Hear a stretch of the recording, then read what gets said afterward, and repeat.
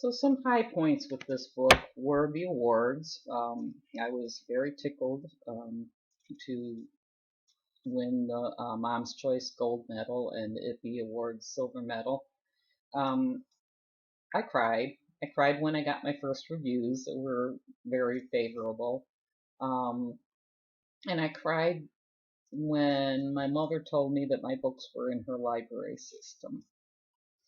I didn't cry, but I was tickled when my granddaughter saw the book in a library and decided right there and then that her grandmother was famous. I thought that was kind of cute. The original book had, from the author in the front, the Clear Fork Blue Wall Press under the Clear Fork imprint book does not have it, but I'm going to read it because I feel like it's kind of important if you're ever considering as a grandparent or a parent or anyone else, with children with long distance grandparents, buying the book. Um, so I wrote, I invite you to use Butterfly Kisses for Grandma and Grandpa as a guide to help your child move beyond its pages and into actual experiences. Use this book as an opportunity for your child to imagine and reflect, and to learn to use their own experiences and everyday surroundings as a bridge to connect with faraway family members. Later, I'm going to post a video that I did on how this book is also good for military and other situations where there's faraway family members. It's not just, good for grandma and grandpas. Each time you read this story with your child, remember to share the precious experience of exchanging butterfly kisses. Talk about things you remember or enjoyed about your own grandparents, and use these stories as a segue to discuss your child's relationship with his or her grandparents. Spend time outside where your child can have real life experiences with some of the things in Emily's special book. Encourage him or her to imagine and talk about how certain things in their surroundings could connect them with their grandparents. Finally, take time to discuss what might be the same or different between where your child lives and where grandma and grandpa live. It is my sincerest hope that the gift of this book strengthens the bond between you and your children and their grandparents, and that it may grow to be a cherished keepsake for generations to come. And now it's time to start reading the book. But before I do, I want to mention again that the book is on the longer side by today's standards. I'm going to share in another blog post a video that I did with my granddaughter, showing some ways that you can simplify the book and also engage the children that you're reading it to by doing some motions and sounds and things like that. Also, don't forget you can always paraphrase. You don't have to read the whole thing. So here goes. We're going to start reading.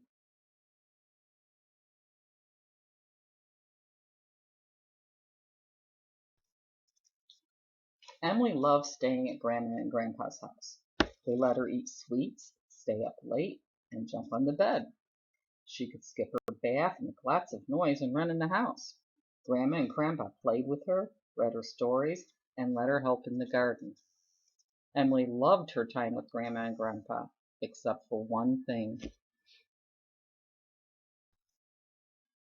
She did not like to leave. Emily quietly helped her grandparents pack her bags. Suddenly she stopped packing. She sat silently for a moment, looking down at her feet, and then she began to cry. Grandma knelt down and said, "What's wrong, Pumpkin?" "I'm sad," Emily sniffed.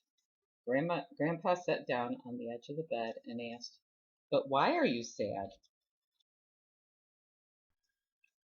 "I don't want to leave. I'll miss you," Emily cried. "I wish you didn't live so far away. I wish I could sleep over any time I want."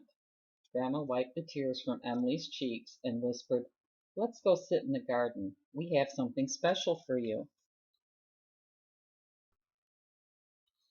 Emily gave Grandma a big hug, took her hand, and quickly pulled her toward the garden door.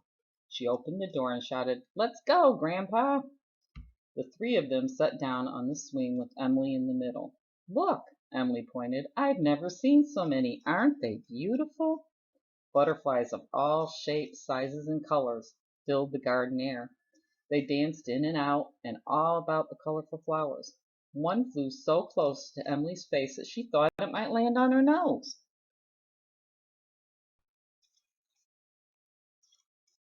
"Butterfly kisses," Emily sang out as she leaned over and fluttered her eyelashes on Grandma's cheek. "Hey, what about me?" Grandpa asked. Emily put her arms around his neck and gave him a butterfly kiss too. "That's more like it," Grandpa chuckled.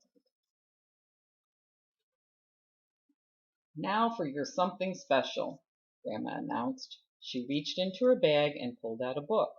"We wrote this book just for you," she said. "Read it whenever you miss us, and it will help you feel better." Emily opened the book and asked, "Can we read it now?" "Of course," Grandma replied, and they began to read. When the morning sun rises high up in the sky and brightens your day, think about how the sun shines at Grandma and Grandpa's house too. Just like the warm sunshine, you brighten our days. When you see a garden full of happy flowers, smile at them and imagine Grandma and Grandpa's faces smiling back at you. You are the happiest flower in the garden of our hearts. When you see birds flying across blue skies and fluffy white clouds, make believe they're flying to you from Grandma and Grandpa's house. We send you our love on the wings of every bird. When leaves go shh in the gentle wind, watch them dance around the trees. Feel the warm breeze surround you too, kissing your forehead, nose, and cheeks. Our warm hug and kisses come to you on the wind. When rainbow colors of red, yellow, and blue bend over gray skies, they make a bridge from your house to ours that keep us nearby. Our love is the bridge that keeps our hearts connected.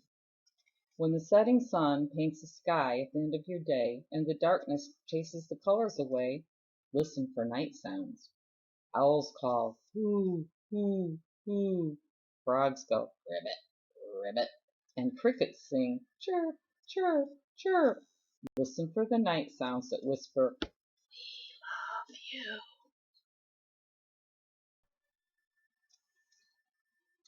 Look up to see bright twinkling stars that surround a yellow moon. Those same bright stars twinkle and that same soft moon shines at Grandma and Grandpa's house. We love you more than all the stars in the sky.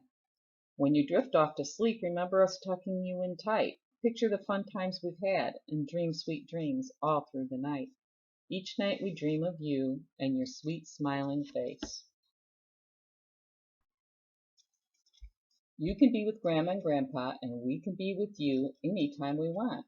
All we need is lots of love, a little imagination, and bright, warm sunshine high in the sky, happy flower gardens and smiles, dancing leaves that go shh in the wind, birds flying across blue skies, colorful rainbow bridges. Night sounds that go hoo, hoo, hoo, ribbit, ribbit, chirp, chirp, chirp. Bright twinkling stars, soft moonlight, and happy sweet dreams all through the night. Emily closed her special book and said, "I like my new book. It makes me feel happy." But when she looked up, she saw tears in Grandma's eyes. "Why you sad?" she asked. Grandma wiped her tears and said, "Because we'll miss you too." Emily looked across the garden and watched the butterflies dance. Suddenly, she lit up with a smile and jumped off the swing. She turned to her grandparents and said with delight, "Whenever you see a butterfly, you can imagine it's me bringing you my butterfly kisses." "That's a great idea," Grandma smiled. "We can use our imagination too." Emily smiled proudly as she sat down between her grandparents and said, "That's right, Grandma, and using your imagination will make you feel happy." The three of them sat in the garden, gently swinging back and forth. They snuggled quietly until Grandma whispered, "We need to go finish packing." Back inside, Emily smiled as she packed her book and closed her suitcase. She hugged her grandparents and said, "No matter how far away we live, I will always be close to you." I forgot to mention, I think I might have mentioned that I probably went through another 20 revisions after the critique. We also, Steve also had a copy editor go edit the book. Um, I still see a couple things that, nowadays I know better, but I like the book, even though, it didn't end up being what I thought it was going to be. I mean, one of the things, for example, I just thought for sure that the flowers should have smiley faces on them. No, I wasn't allowed to make that happen. um, but it's a great Grandparents' Day book. It's a great new parent book. It's a great Mother's Day book. A great book for children, of course, especially long distance children or children with family members who live distances away. Um, I hope you enjoyed the reading, and I thank you for taking the time. The book's available just about anywhere you want to try to buy it. Thanks. Bye.